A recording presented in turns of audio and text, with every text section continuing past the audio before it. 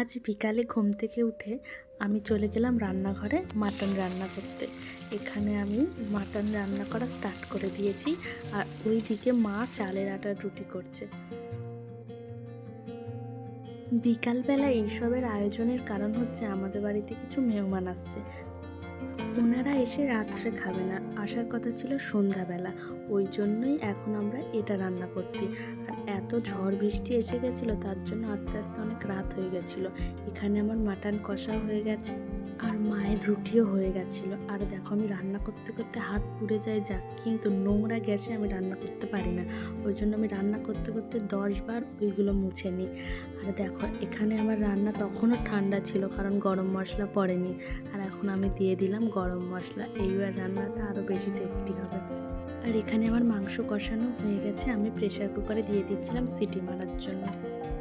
এখানে যে প্লেটগুলো লাগবে সেগুলো আমি আগে থেকে ধুয়ে রেখে দিয়েছিলাম, আর হাতের কাছে যেন সব কিছু পাওয়া যায় তার জন্য টাওয়ালগুলো সব সামনে এনে রেখে দিচ্ছিলাম। সব কিছু গোছানো হয়ে গেছিলো, আর এখানে বসার ঘরটাও রেডি হয়ে গেছিলো। তারপরে দেখো, এখানে আমার মাটনের কালারটা কত সুন্দর এসছে, আর ওখানে মায়ের রুটিও হয়ে গেছে। মাটনটা দেখেই আমার কত আনন্দ লাগছে যে আমি এত সুন্দর রান্না করলাম।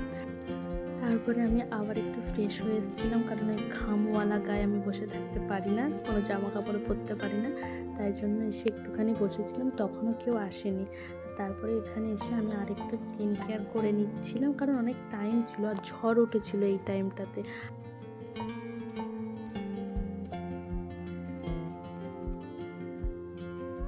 আর তারপরে আমাদের মেহমান চলে এসেছিলো, আর আমি এখানে সব কিছু রেডি করে দিচ্ছিলাম, মিষ্টি, ফ্রুট জুস। আর এখানে ডাইনিং টেবিলে দিচ্ছিলাম শশাতে একটু বিট নুন ছড়িয়ে, কারণ ওই মাংস আর রুটির সঙ্গে একটু শশা না দিলে ভালো লাগে না।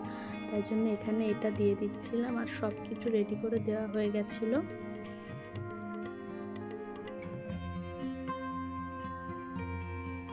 সব কিছু কমপ্লিট করে গুছিয়ে ঘরে এসে যখন এই ইনভিটেশন কার্ডটা খুলছিলাম, তখন আমার খুব আনন্দ হচ্ছিলো যে আমি এতক্ষণ যা কাজ বাজ করেছি সেটা আর কিছু মালুম হলো না, কারণ আমাদের বিয়েবাড়ির নেমন্তন্ন পড়েছে 3 দিন ধরে।